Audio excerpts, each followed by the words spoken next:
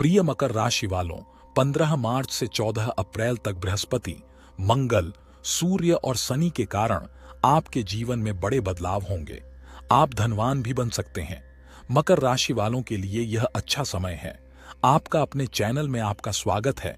यदि आप नहीं जानते हैं तो आप अपने लग्न, चंद्र राशि या यहां तक कि अपने उपनाम के आधार पर अपनी कुंडली की जांच कर सकते हैं। उल्लिखित तिथियों के लिए इस राशिफल को ध्यान में रखना याद रखें। आपकी कुंडली में ग्रहों की स्थिति इस समय वाकई बहुत अच्छी है। शनि, जो आपके लिए एक महत्वपूर्ण ग्रह है, सक्रिय रहेगा और मंगल के करीब होगा। शुक्र आपके वित्त के लिए भी अच्छी स्थिति में रहेगा। सूर्य, राहु और बुध आपकी कुंडली के एक अलग हिस्से में होंगे जो धन से संबंधित है, और बृहस्पति दूसरे हिस्से में होगा जो आपके घर से संबंधित है। मकर राशि के जातकों के लिए यह विशेष समय का अंतिम भाग है, क्योंकि आप कुछ मानसिक परेशानियों का अनुभव कर रहे थे। यह सौभाग्य की बात है कि शनि देवता और मंगल की एक साथ उपस्थिति इस बात का संकेत देती है कि इस अवधि के दौरान आपको किसी भी नकारात्मक प्रभाव का सामना नहीं करना पड़ेगा। यह आपके लिए अच्छी खबर है, क्योंकि 7.5 की अवधि कोई प्रतिकूल परिणाम नहीं लाएगी। इसके स्थान पर आपको मुक्ति और सुख समृद्धि में वृद्धि का अनुभव होगा। चतुर्थ भाव में मंगल के एकादश भाव में शनि के साथ बैठने से आपके धन में वृद्धि होने की संभावना है।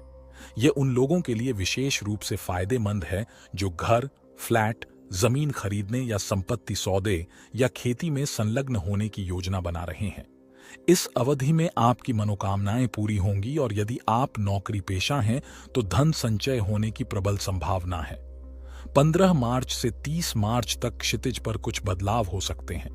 हालांकि 31 मार्च को जब शुक्र उच्च राशि में होगा और तीसरे स्थान पर आएगा, तो नौकरी में स्थानांतरण, पदोन्नति या करियर में बदलाव चाहने वालों के लिए सकारात्मक बदलाव की प्रबल संभावना होगी।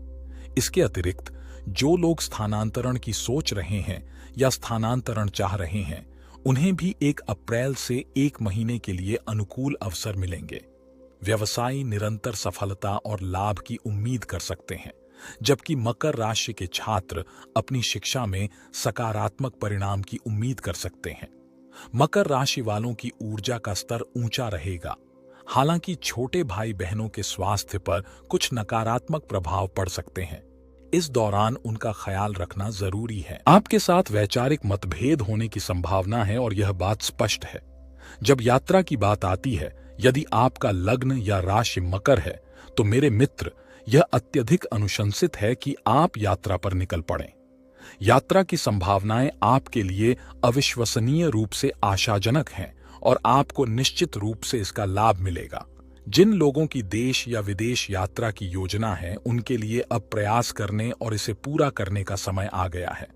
यह गोचर यह भी दर्शाता है कि जिन व्यक्तियों के बहुत सारे शत्रु हैं, उन्हें अंततः इन प्रतिकूलताओं से छुटकारा मिल जाएगा, जिससे उन्हें राहत और मुक्ति का एहसास होगा। इसके अलावा यदि आप शेयर सट्टेबाजी में शामिल हैं तो खुशी मनाइए, क्योंकि स्थिति आपके लिए बेहद अनुकूल प्रतीत होती है। भले ही आप लंबे या छोटे निवेशक हों, यह गोचर सौभाग्य लेकर आता है। इस गोचर का सकारात्मक प्रभाव केवल व्यापारियों तक ही सीमित नहीं है, बल्कि अन्य लोगों तक भी फैलता है। इस समय आपकी कुंडली में बुध देव नीच राशि में प्रवेश कर रहे हैं और इसके बाद चतुर्थ भाव में गोचर करेंगे। यह परिवर्तन निस्संदेह आपके जीवन पर प्रभाव डालेगा।